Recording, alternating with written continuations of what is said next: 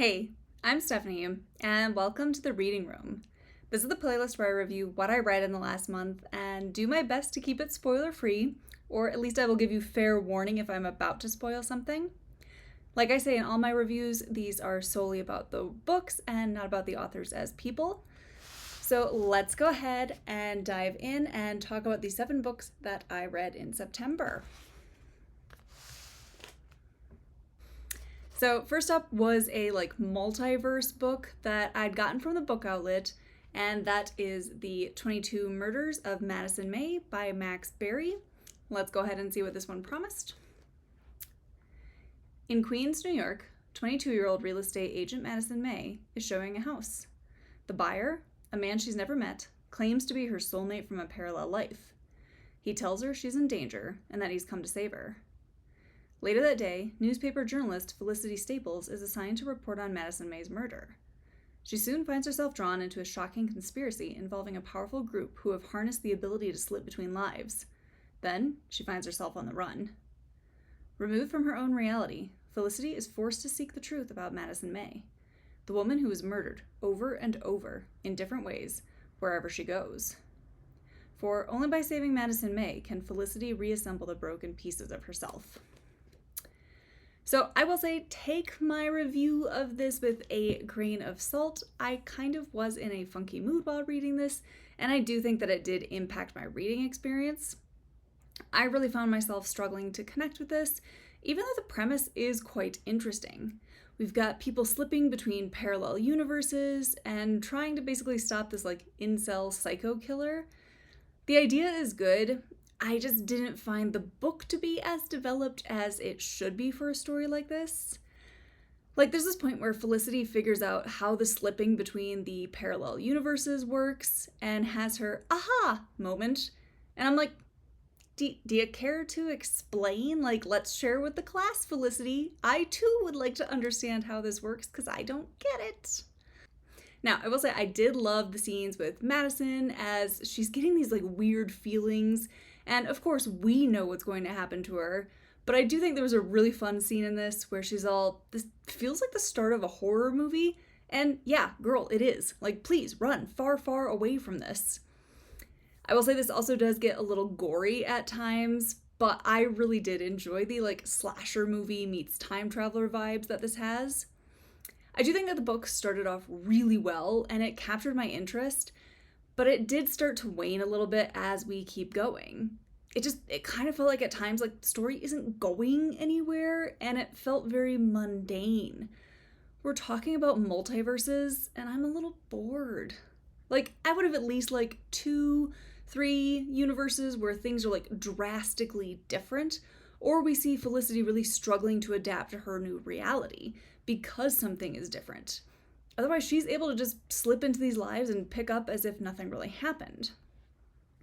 I did see a review on Goodreads by a reviewer named Madeline who made a fantastic point about this book's pacing problem. She noted that Madison's murder scenes get longer as the story goes on, and it kind of thwarts all sense of urgency and really slows the acceleration. And I think she is spot on in that assessment. These scenes should have started long and then gotten shorter as we want to ramp up the tension and feel like we're racing towards the climax. I also think it would have helped me connect with Madison more, as well as Felicity. Plus, the speeding up of things could have helped me understand why Felicity is the way she is. Because at times, Felicity comes off as pretty detached and nonchalant when she should be chalanting all over the place. She's moving through alternate realities, but doesn't really seem impacted by it, nor the consequences of it. She learns about a consequence of time travel that should have been a gut punch. But she's basically, oh, well, that's kind of sad. In a monotone voice. And I also think, again, with the pacing, if she had to move through the alternate realities faster and faster to catch up to the killer, I would understand her attitude around things a little bit more. Because otherwise she just kind of comes across as mean, but I don't know why she's mean. It just felt like there's no reason for her to be this as mean as she is. Now, the plot requires it, but Felicity all of a sudden really cares about Maddie, but it doesn't really feel earned. Yes, we love our fellow man, but she acts like Maddie was her best friend, whom she must now protect from this killer. It's admirable, but it felt very odd since Felicity didn't really seem to care about many people until this sudden desire to protect Maddie. Now, this is a small book, but it kind of took me a while to get through it. And I will say by chapter 12, I started skimming a little bit, and there are 19 chapters total. I really felt like I couldn't do it anymore. I didn't feel like any of the characters were really growing. I was bored of the repetition and kind of blandness of the universes, and I still had no idea how any of this reality moving worked. I say this a lot in some of my reviews, but this kind of gave me first draft vibes. It just feels a little incomplete, and the ending was fine. It wrapped up things, but I just didn't feel that satisfied with it. Originally, I was going to add a star to my rating, as I thought, this was just a case of me reading this at the wrong time. But the more I sat with it and the more I thought about it, I just honestly don't think this book was as great as it could have been. It certainly didn't help that I was in a mood, but I kind of get the feeling that I might not have liked this as much no matter when I read it. It's a great idea, just poor execution. I think a good way to explain it is to say this book feels like a concept, but we never fleshed out real characters or a plot. Things are just kind of happening, but not because people are making them happen. At the end of the day, I can only give this 2 stars, which sucks because, again, this is a good idea. It just needed a little bit more development. I kind of closed this book and immediately thought, so what was the point? This book is playing by Whose Line rules, where everything's made up and the points don't matter. I did see another reviewer compare this to Dark Matter, and that sounds like it handled things much better than this did. Boo. I guess I'm starting September off on a higher note, as my first read of August clocked in at a 1-star rating, but I can't help but feel like this is an omen for what's to come for the rest of my September reads. So next up was a book I picked up for pre-spooky season, as I absolutely love ghost stories. One of my favorite books ever is 20s Girl by Sophie Kinsella, and I just love the dynamic between the ghost Sadie and the living girl Lara. I think that book is so funny, it's so good, and so I had such high hopes when I picked up a new Lease on Death by Olivia Blacke. Let's see what this promised. Ruby Young's new Boston apartment comes with all the usual perks. Windows facing the brick wall of the next door building, heat that barely works, a malfunctioning buzzer, noisy neighbors, a dead body on the sidewalk outside. Oh, and of course, a ghost. Since Cordelia Graves died in her apartment a few months ago, she's kept up her residency, despite being bored out of her non-tangible skull and frustrated by her new roommate. When her across-the-hall neighbor, Jake McIntyre, is shot and killed in an apparent mugging gone wrong outside their building, Cordelia is convinced there's more to it and is determined to bring his killer to justice. Unfortunately, Cordelia, being dead herself, can't solve the mystery alone. She has to enlist the help of the obnoxiously perky, living tenant of her apartment. Ruby is 20, annoying, and has never met a houseplant she couldn't kill. But she can also do everything Cordelia can't, from interviewing suspects to researching Jake on the library computers that go up in smoke if Cordelia gets too close. As the roommates form an unlikely friendship and get closer to the truth about Jake's death, they also start to uncover other dangerous secrets. Oh, that's it. Okay, I thought maybe it continued. So I'm going to say this is no 20s Girl. The humor in this is just not humorous for me, and it feels very young. Ruby spends a lot of time calling her ex Jerky McJerkface. I didn't find this to be overly funny, but that could also just be my sense of humor. I'm sure there are going to be a lot of people who do love this. But I also did not love how the mystery has to take a back seat to all the info dumping and exposition that we have to do. And I gotta say, I just really did not connect with the characters.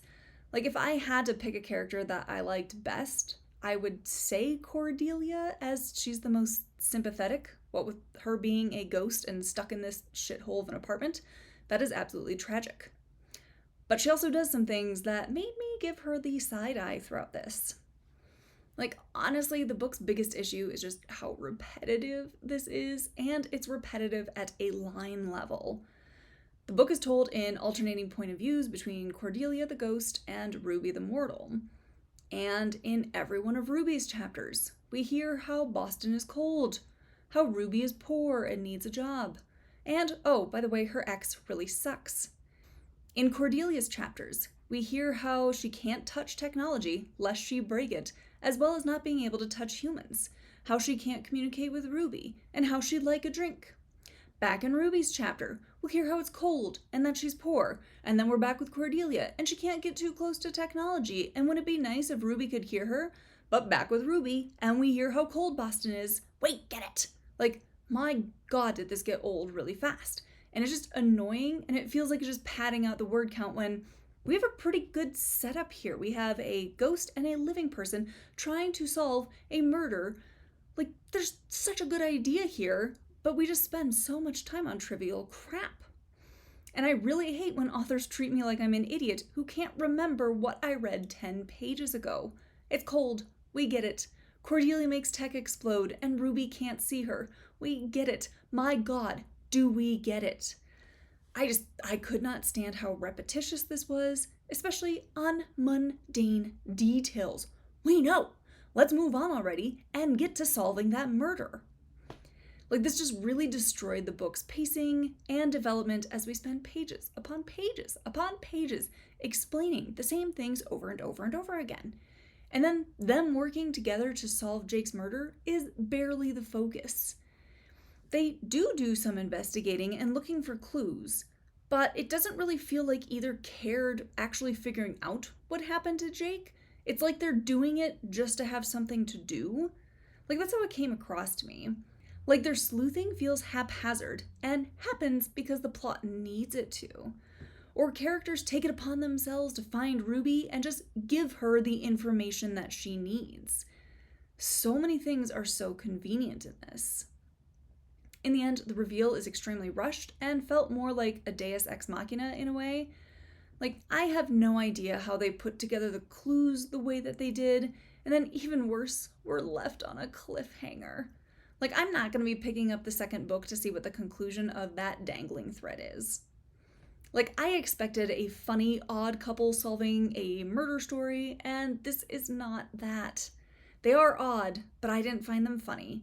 And I'm not sure what is up with Blacke's obsession with names ending in IE or Y. In this, we have Ruby, Cordelia, who often calls herself Cordy. Jake across the hall is called Jakey by his friends. His mom is Jackie. His friends are Scotty, Bobby, Johnny, and Marky. There's another neighbor named Millie. Jake's ex is Patty. There's a reporter named Penny snooping around. Ruby isn't a shortened version, so I'm fine with it, but every other single person gets a childish version of their names. Like, this book read like it was set in preschool with these names. And I don't think I have ever read the word Roomy so many times in a book. Now, with the ghostly stuff, like, it could be fun, because again, 20s Girl, I think, has a lot of fun with, like, the ghostly activities. But there are ghostly moments when Cordelia is doing stuff and absolutely no one has a normal reaction to it. And there are many scenes where people are weirdly rude to Ruby for no reason. Like, she even gets an office job at one point and has absolutely no idea what her responsibilities are or what time to show up on the first day. Like, I'm sorry, what? Is this a TV show where someone goes up to the bar and just orders a nameless and styleless beer? Like, Ruby was just told, you have a job. No other questions asked, no details shared. This book also falls into the category of books where every single man is terrible and they are all constantly leering at women. Boston is a big city, so I have to imagine that there are at least a handful of good guys somewhere in there. Like, it honestly takes something away when every single man is the worst, because then there's no bar for the ones that I should actually hate, because I hate them all. I'm sorry, but I'm giving this 1 star. Again, it's a book where the idea is great and it had the right elements for a fun ghost story, but we do nothing with it except explain that it hurts when a ghost and a living person collide and that, oh, by the by, Boston is cold.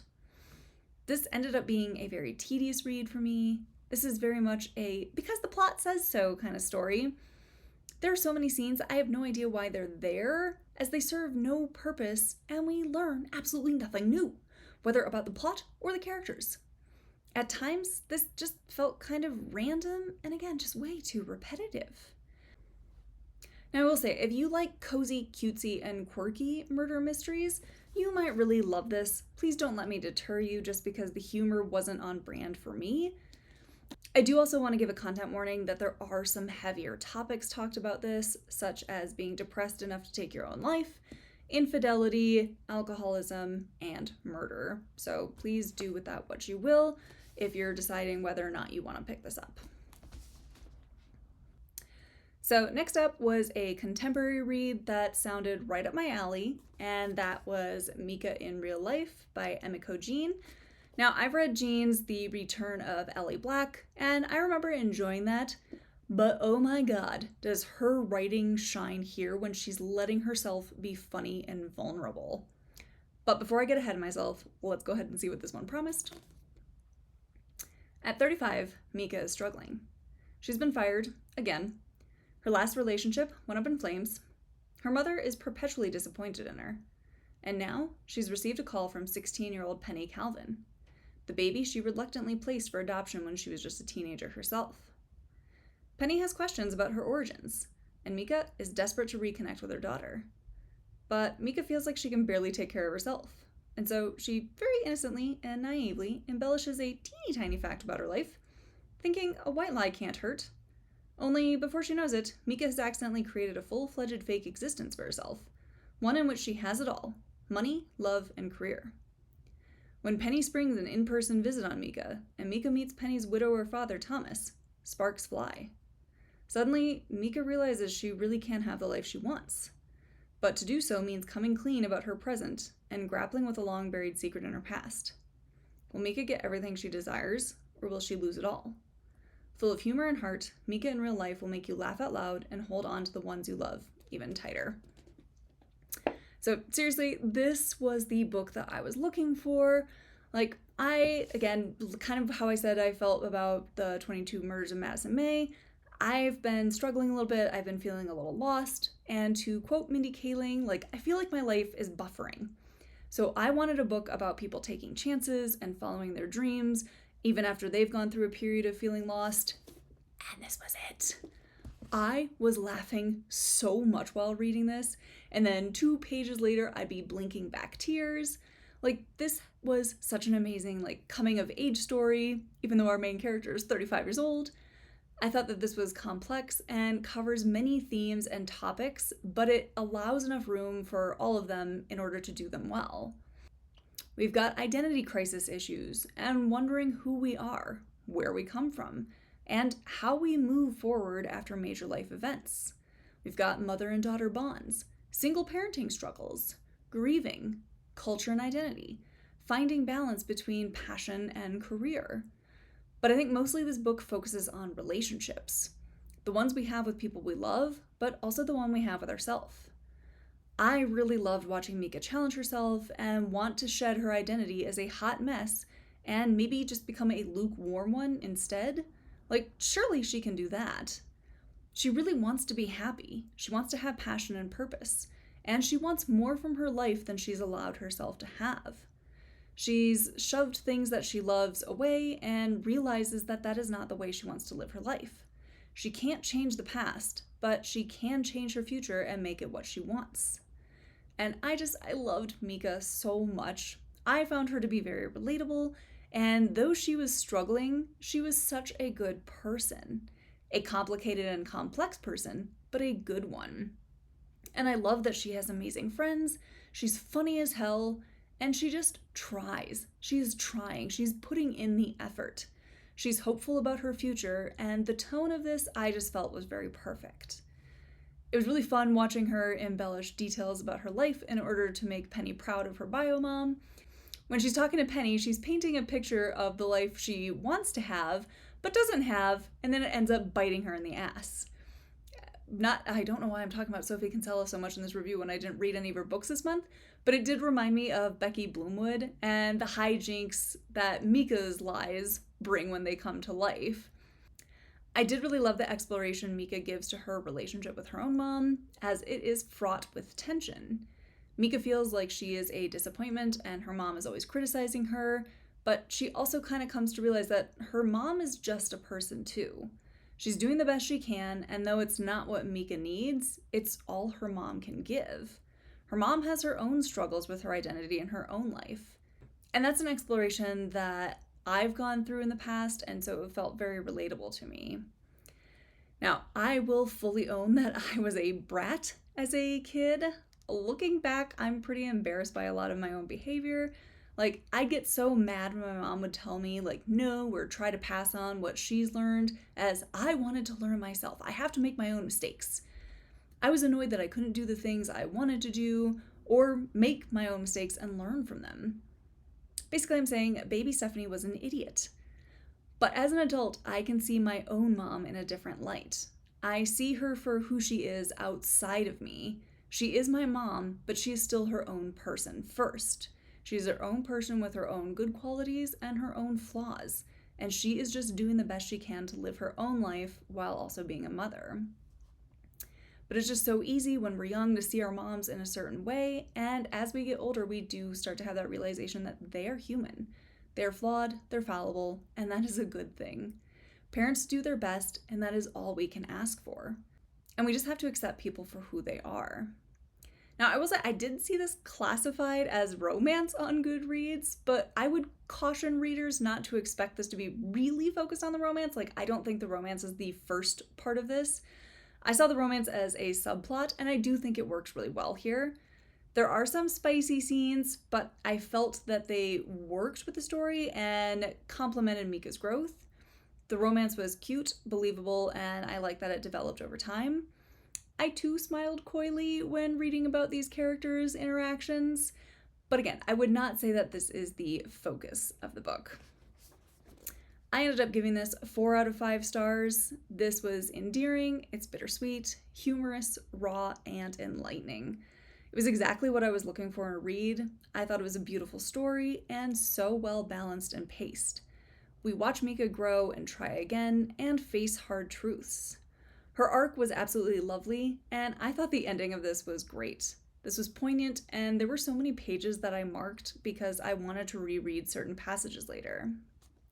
Now, I do want to give content warnings, as this book is very heavy at times.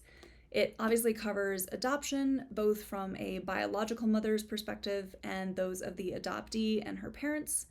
We've also got the death of a parent in this. This book also does touch on SA and violence against women. If those could be hard for you to read, please go into this cautiously or choose to avoid this read.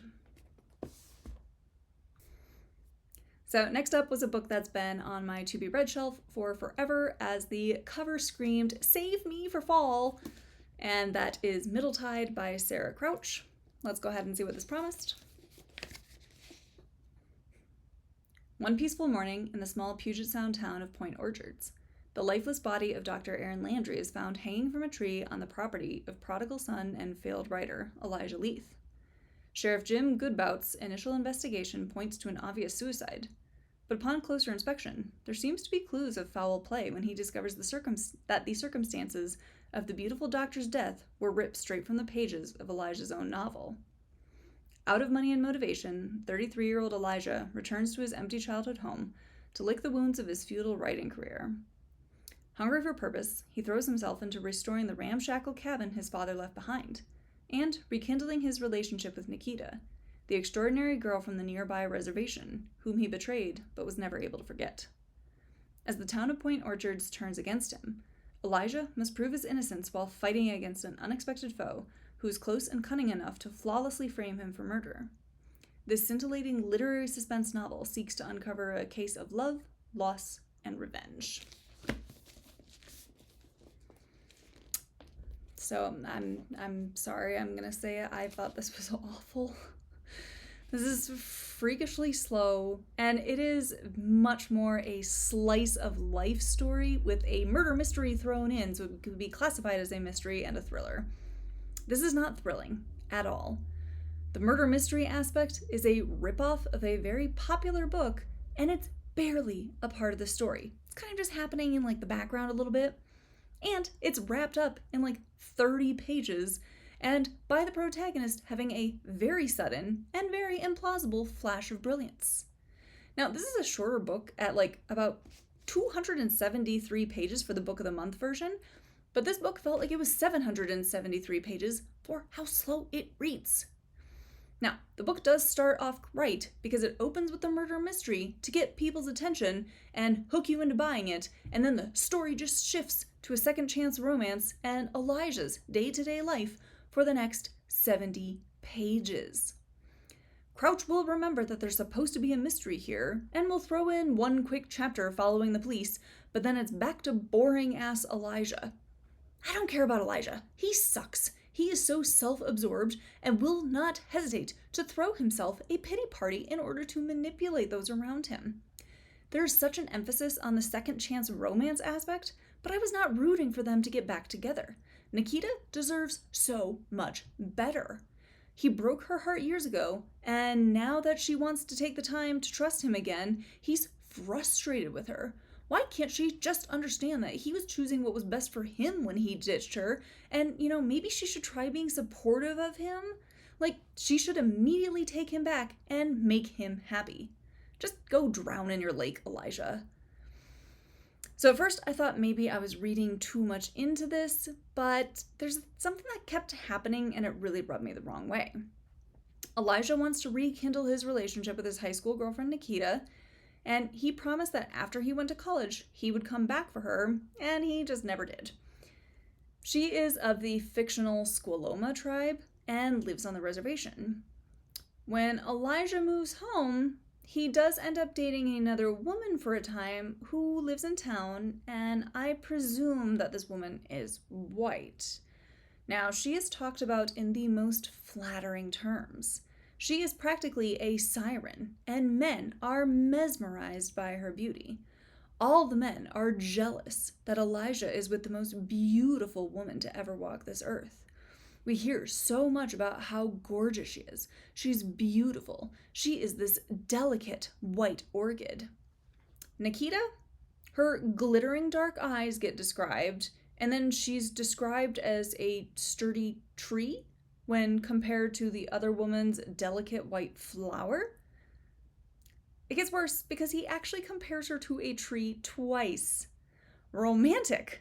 Like, I should ask my husband to start describing me like a cactus. Like, Nikita's beauty just isn't given as much attention as the other woman's. And again, I could be reading into this, but it felt gross to me. It really felt like a cheap way to prove how unshallow Elijah is. See, he doesn't want the pretty white woman. He wants the strong, steady Native American woman. It was a choice. It was a choice. It was also a choice to make the indigenous characters Christian. Are there Christian Native Americans? For sure. But combined with some of the other weird things happening in this, it just felt very heavy-handed and at times very preachy. Like, there's a lot of focus on Bible stories in this, and that's fine. Crouch can write what she wants to write. But I don't think it worked here. And on top of that, I was just so bored reading about Elijah's daily activities. Like, I get it, the groundwork is being set, but I can only read about Elijah taking off his shirt to go chop some wood, work in his garden, put his shirt back on because he hears someone coming up the driveway, pick veggies from his garden, take his shirt off again to chop some more wood, pick some berries, put his shirt back on, cook some eggs, make some jam, and then take his shirt off to go to bed so many times. I get it. He is a man learning to live off the land, but I came here for a mystery, not a lesson in self-sustainable living. This just felt like filler and absolutely destroyed the pacing. I also think the pacing is hurt by the writing style at times. This is very descriptive, and for me it felt overly wordy and sometimes kind of clunky. I will admit I was skimming quite a bit of this book because, again, I don't need to read about him making jam for the 84th time. The book is told in alternating timelines, and I think it has some timeline troubles. We have the late 70s, the 80s, and the early 90s. Does it matter that this book is set in the 90s? Not really. I guess one good thing is we don't have to come up with an excuse about why they're not using tech to solve the crime. But the timelines are also so close to each other that I really had to remember what was going on when. Then at the end, we have a trial, and these scenes are hilarious, but they're not supposed to be. There is just absolutely no reality in how this trial plays out. Things are happening there that could never happen in real life. I honestly feel like Crouch wanted to write a second chance romance, but threw in the murder mystery element so she could classify it as that in order to sell more copies of this, but it felt like she did not care about that aspect. I can tell that she loves writing about the gardening, the cooking, the running, and the romance, but wanted to make sure she was going to make some money off of this and knows by saying that this is a thriller, it's going to sell more. The marketing around this was not great. Someone said that this is a gripping novel. It's not gripping. Now, this is a debut, so I am going to cut Crouch a little bit of slack, but the only word I can use to describe this read is distracted. It felt like Crouch was distracted while writing this and just didn't know what to focus on, and I was easily distracted while reading this as I was so bored. I'm giving this 1 star. I really wanted to give it more since it is her first book, but I just can't. I was going to give it 1.5 since it is her first work, but then there's an epilogue that really made me mad, and there's going to be a wine club about this because I need to talk about it. This was just a really hard read, and at one point I stopped reading because I actually wondered if Crouch was trolling us. So, let me see where I tabbed.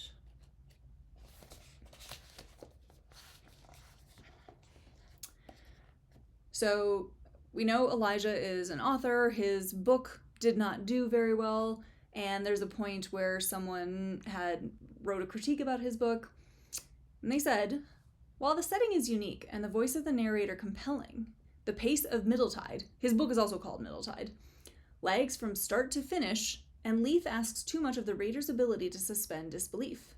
Red herrings throughout the novel demand an ending with far more finesse than is delivered in the final pages. But perhaps the most difficult aspect to reconcile in this contemporary work is the plain fact that no killer, no matter how skilled, could realistically pull off this type of crime. So she wrote that into her story. Does that mean she is aware that this book lags and is completely unbelievable? Then why wouldn't you fix that?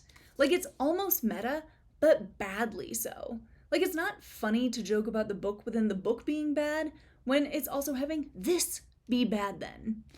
But at the end of the day, I guess the joke's on me as Crouch laughs her way to the bank with my money. So congratulations, Crouch. You got one on me, but I won't be buying your next book. Okay, we are going to keep moving on.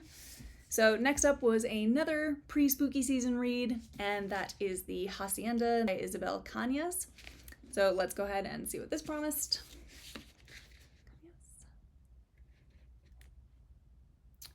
During the overthrow of the Mexican government, Beatrice's father was executed and her home destroyed.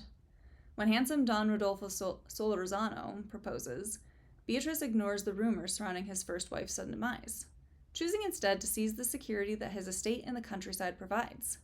She will have her own home again, no matter the cost. But Hacienda San Isidro is not the sanctuary she imagined. When Rodolfo returns to work in the capital, visions and voices invade Beatrice's sleep. The weight of invisible eyes follows her every move. Rodolfo's sister, Juana, scoffs at Beatrice's fears. But why does she refuse to enter the house at night? Why does the cook burn copal incense at the edge of the kitchen and mark the doorway strange symbols? What really happened to the first Doña Solorzano? Beatrice only knows 2 things for certain. Something is wrong with the hacienda, and no one there will save her. Desperate for help, she clings to the young priest, Padre Andres, as an ally. No ordinary priest, Andres will have to rely on his skills as a witch to battle the malevolent presence haunting the hacienda. Far from a refuge, San Isidro may be Beatrice's doom. So right off the bat, this did start a little freakishly slow for me. I was kind of struggling getting into this. It did pick up, but I wasn't really into the book until about 125 pages in. And I think maybe it's the repetition that slowed me down. Like, a lot of phrases and specific words were used all the time. Like, I had to stop and count the uses of the word wall on pages 74 and 75. There were 11 counts on page 74 and 13 on 75. 13 on one single page. Now, I know, there are not that many synonyms for the word wall, but it just really took me out of the experience, especially when they keep saying, like, the wall down the hall in the fall, like, Dr. Seuss, are you in the room with us? We also had a lot of the use of repeating things thrice. Like, I feel like David from Schitt's Creek. I have asked thrice now for a new towel. Blood is dripping down, down, down the walls. Someone was lifted up, up, up in the air. Her eyes were burning, burning, burning. It got closer, closer, closer. And just, we're often repeating information we already know. Now again, I think Canas was setting the stage and giving the setting and atmosphere room to breathe, but she did so by sacrificing tight plotting. I know Beatrice's mom married for love. I know Beatrice married because she was Rose from Titanic and Cal was her only option, except in this case his name is now Don Rodolfo. I know her Tia sucks and treated her poorly. Let's get on with it. And the use of the similes and metaphors could have been toned down quite a bit.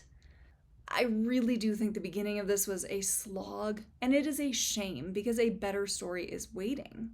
But like I said, this definitely does pick up, and I absolutely love the haunted house aspects. This is definitely a reskinning of Rebecca, but with the added bonus of demons and ghosts.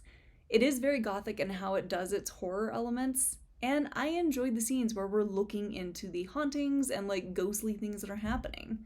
The things that were happening around the house were creepy, and it really felt like the house itself was a character and was in on it and is just messing with Beatrice.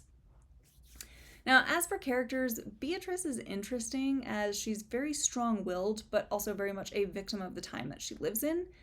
She's trying to make the best of a not-so-ideal situation, and I enjoyed some of her like cynical and snarky takes.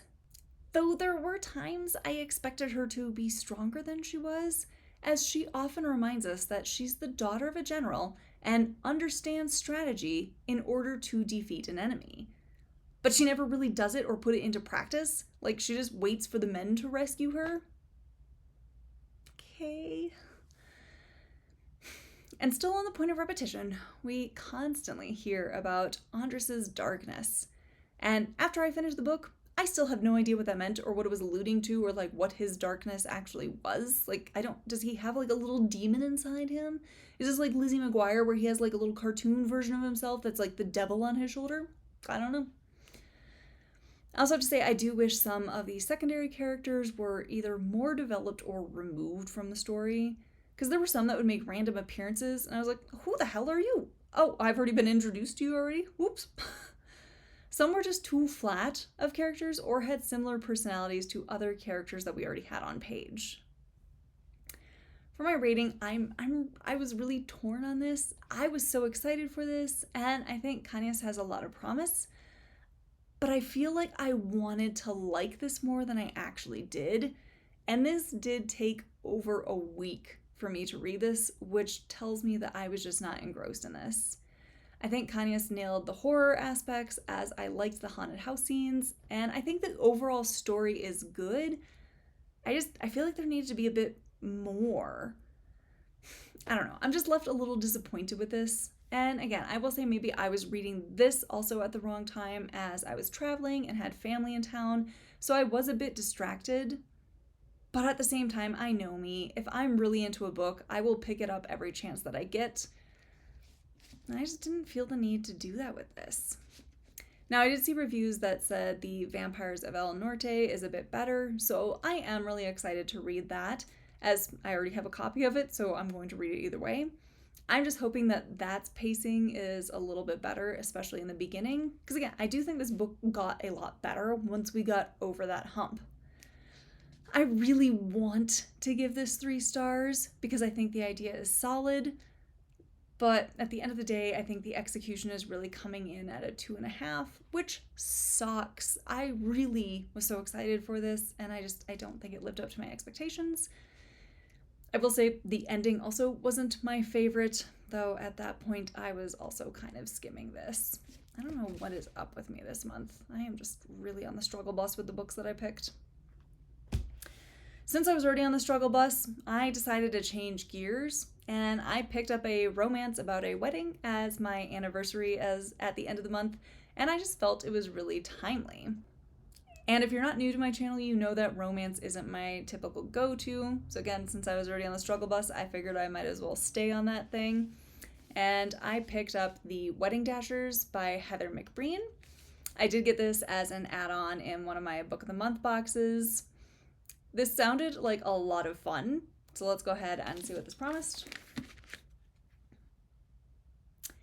Ada's little sister is getting married, which should be a happy thought, right? But the once close sisters have been in a year-long fight. The wedding is all the way in Ireland, and Ada is so broke that she just barely managed to afford a ticket on a budget airline. And as if things weren't bad enough, said airline just canceled her connection, which means Ada is stuck in London with no way to make it to the wedding. Surely she's hit rock bottom, so there's no reason for her not to pour her heart out about the over-the-top wedding, her sister's worryingly quick engagement, and the womanizing best man she's dreading meeting to a handsome, also stranded stranger at the bar. Until she realizes the stranger is headed to the same wedding. Oh, and he's the infamous best man. Now Jack and Ada must put their simmering attraction behind them to make it to Belfast before they miss the nuptials. But between blown tires, missed trains, and suspect accommodations, Jack and Ada start to question whether their feelings are worth going the distance for, or just a distracting detour along the way. So I'm going to say I was pleasantly surprised by this. I really loved this rom-com of a book, so thank the Lord I am off the September struggle bus. I thought this was so funny. I loved the banter between Ada and Jack. They both can give as good as they get, and for me, the sarcasm was peak tier. I loved the slow burn. I loved how they both made themselves vulnerable with each other. And there was a lot of self-exploration going on here, especially with Ada, that I thought was really well done. Ada is struggling and going through basically like a late quarter-life crisis, and is trying to figure out if she's happy with who she really is, or if she is the way she is to make others happy. Is she afraid to let go of who she thinks she should be and grow and become someone new? And through this self-exploration, she's also just wanting to bang the hot best man even though she knows she shouldn't. Now, some of her flaws and motivations weren't fully developed, but I did like that there is depth to this romance, and thank fuck, there is no miscommunication trope or overheard conversation without context. The third act conflict wasn't too manufactured, and I thought it actually made some sense. I really liked Jack and Ada's relationship and its progression, and I thought they had a lot of chemistry. I also did love all the sex positivity in this book. We've got main characters talking about testing and safe sex, using toys to enhance the experience, and just being general adults when it comes to doing the devil's tango. There are some spicy scenes in this, but they didn't make me cringe, and I felt they really worked with the story, so huzzah, we've made it. I also really enjoyed the travel aspects of this book and the chance to revisit London and Edinburgh through the pages, no matter how briefly they spent the time there. I did love a certain dating reality show that they watched on TV, as funnily enough, my husband and I watched the exact same one during our last trip to England, and we also were baffled by how that show got the green light to be on cable TV and not Cinemax. There's nudity is what I'm hinting at. But it was just funny reading about that show as something that my husband and I ended up finding late one night. In the book, I found their obstacles were often ridiculous, but they were also endearing, and they definitely fit the tone that this book was trying to set. There were times that this skirted a little close to being unbelievable, but it managed to toe the line pretty well. It felt, again, oh my god, this is gonna be my third Sophie Kinsella mention. It felt very similar to Sophie Kinsella's books, if that means anything to you, with like the over-the-topness, but like it's still that endearing over-the-topness, not the one that like makes you want to roll your eyes. I thought this was a really fun romp, and I really enjoyed being there for the misadventures that Jake and Ada found themselves in. Now, I was laughing a lot while reading this, because again, I think this is very good humor. I do think there are a few areas where we could have toned down the humor just to let it land a little bit more.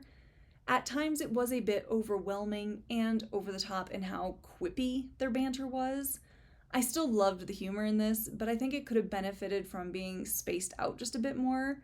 This isn't a 15-minute comedy set. We've got some time to let the jokes land and let people laugh about them before we're hitting them with the next few ones. But again, I still think this was really funny and really enjoyed it. And while I do think that their relationship issues weren't forced or manufactured, some of the conflict kind of was. Like, Ada is struggling with her job situation, but there were alternatives or easier solutions compared to what she's come up with. So some of that just felt a bit fake or manufactured, but it also wasn't the point, so I'm going to try and let it go. And I was surprised that Ada's mom is so obsessed with finding Ada a boyfriend when it didn't really fit with the story or the mom's history. Like, it felt like it was in there because it's the stereotypical Mrs. Bennet trope of like wanting to make sure her daughters are married off, but didn't fit with the mom's characterization. But seriously, for a debut novel and a romance, I was so happy with this read. I loved that the message around love and lasting relationships was that it's a choice. It's about choosing your partner through the good and the bad. It's real when you find a partner who gives as much as you do, who actively chooses you each and every day, who wants you, and isn't just choosing you because it's comfortable and easy. I'm really excited to see what McBreen comes out with next, as I'm giving this 4 out of 5 stars. This was fun, funny, and a feel-good read. It was cute, but never too cheesy. This was definitely my style of a romance read, as they had witty banter, their relationship developed over time and felt real, and they were at least honest about their initial attraction just being straight up lust instead of it trying to be like, oh, it's a faded like love. Like, no, you guys are choosing each other because you like each other. And I really enjoyed that. This was a great read. Okay, so my last read for September, I picked up Hidden Pictures by Jason Rekulak. I'm apologizing, I do not know how to pronounce that. I've also had this on my shelves for forever, as I have wanted to read this around spooky season after hearing it's about a kid drawing like creepy pictures. But let's see what this fully promised. Fresh out of rehab, Mallory Quinn takes a job in the affluent suburb of Springbrook, New Jersey, as a babysitter for Ted and Caroline Maxwell. She is to look after their 5-year-old son, Teddy. Mallory immediately loves this new job. She lives in the Maxwell's pool house, goes on nightly runs, and has the stability she craves. And she sincerely bonds with Teddy, a sweet, shy boy who is never without his sketchbook and pencil. His drawings are the usual fare: trees, rabbits, balloons. But one day he draws something different: a man in a forest, dragging a woman's lifeless body. As the days pass, Teddy's artwork becomes more sinister, and his stick figures evolve into more complex, lifelike sketches well beyond the ability of any 5-year-old. Mallory begins to suspect these are glimpses of an unsolved murder from long ago, perhaps relayed by a supernatural force lingering in the forest behind the Maxwell's house. With help from a handsome landscaper and an eccentric neighbor, Mallory sets out to decipher the images and save Teddy, while coming to terms with the tragedy in her own past before it's too late.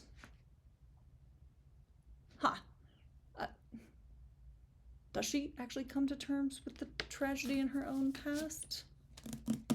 Interesting. Okay, so I am going to say the creepy pictures in this definitely enhanced the reading experience. Like, let's see, where is the dragging the body? Okay, like that. Like this woman being buried and this creepy guy throwing some dirt on her. These pictures definitely made this a different style read, and again, just really ramped up like the creep factor. I was really enjoying reading this and trying to figure out what was going on with Teddy and this imaginary friend who is helping him draw these pictures.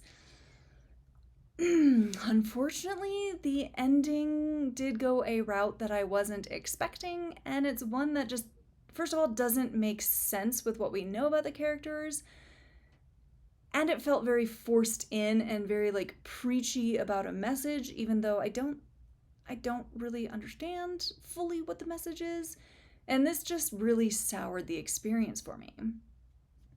The book definitely has some like politics woven in that did not particularly resonate with me. Like, one character is talking about the landscapers, obviously they illegally crossed the border, and, they're probably going to attack Mallory at some point, but it's not true, and then nobody ever confronts this character about the nasty things that they say. And again, the ending and the final twist just makes no sense story-wise. And it made me really uncomfortable. And the worst part is I can't tell if it was unfortunately unintentional or fully intentional, because it's kind of conflicting in how the twist was presented. It's trying to say one thing, but also saying something else and like blaming a certain group. And it felt like it was there to be shocking. When you think about it for more than 2 seconds, it makes zero sense. And then when Mallory puts 2 and 2 together, she doesn't have a reaction to it. And we're in first person point of view. She just hints that she knows something, but there's absolutely no feeling of surprise or shock from her when there should be a lot of that.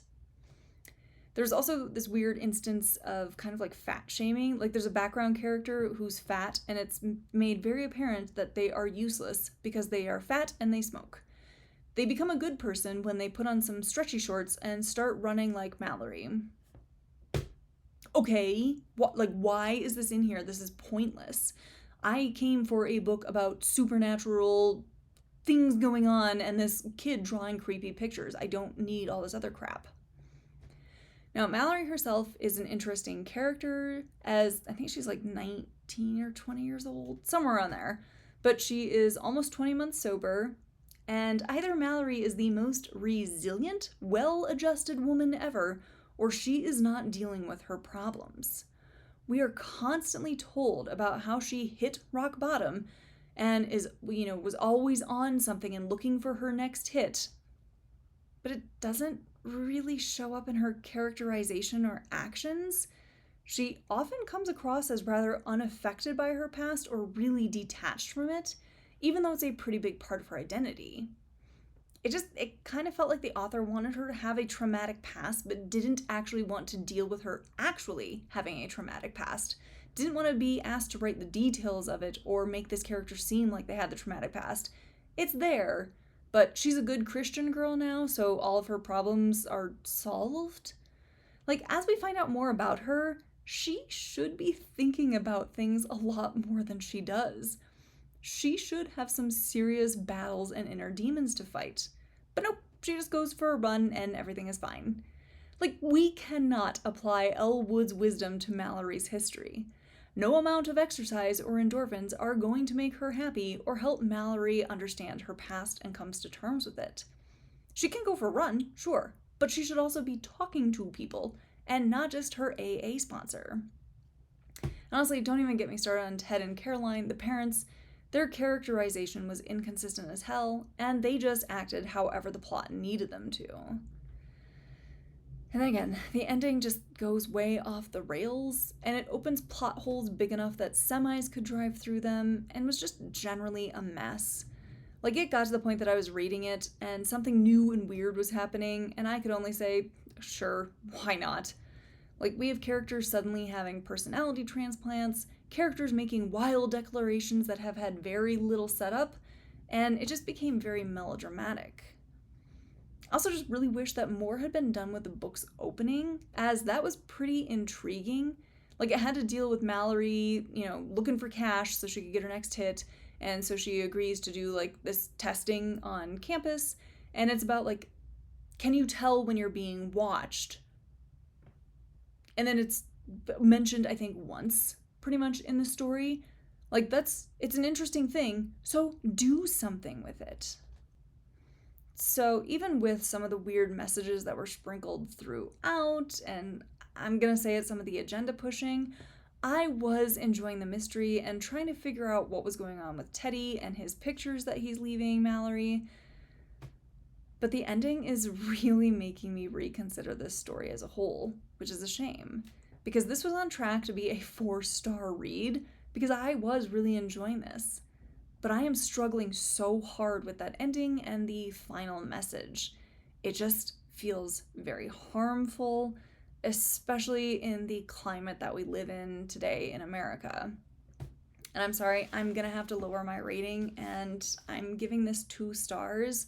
And 1 star is fully because of the illustrations in this. They are fantastic. Who are the illustrators? I know they're credited.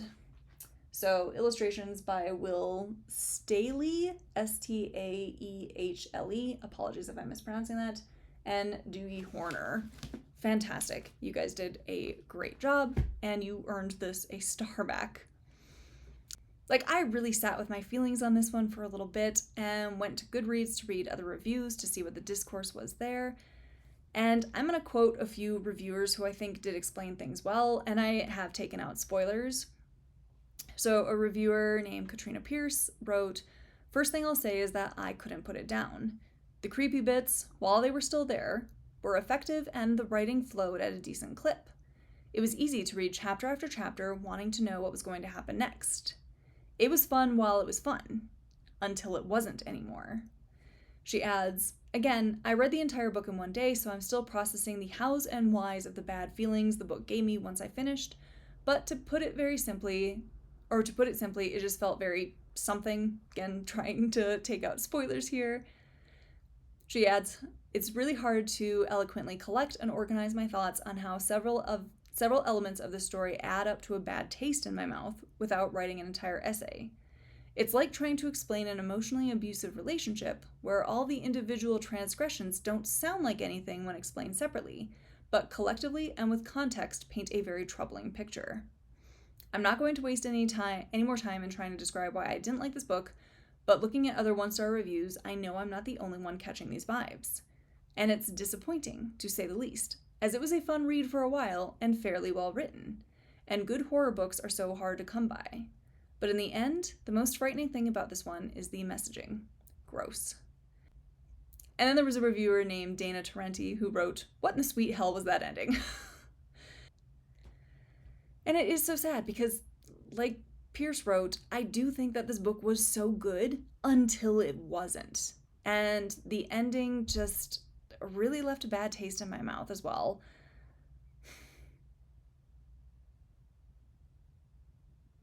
I do think if this review is giving you pause, maybe do try to find like trigger warnings or take a look at Goodreads to see what other people are saying about this.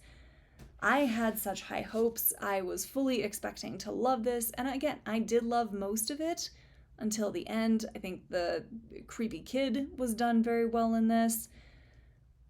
But again, even thinking back to what I said about Mallory and like some of her weird characterization issues, there were some problems with this. It's just sad because this had been hyped up so much and I was so looking forward to this. I was speed reading through this. I loved it. And then that ending just blew up in my face, which is a shame. I do have one of his other titles still on my bookshelves.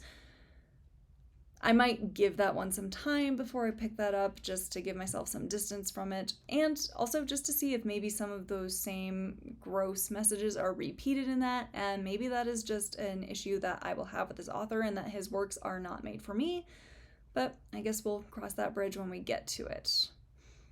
Okay, so that wraps up everything that I read in September. If you have any recommendations for what I should read in October, please leave them in the comments below. Even though I think my October to be read pile is probably 19 books deep at this point, and there's no way I'm going to read all of those, but I always love getting new recommendations, and I think spooky season for me is just going to be September, October, November, maybe even into December at this point, because why the hell not? But if you have any recs, please leave them in the comments below. Otherwise, I hope I'll see you next month in the reading room.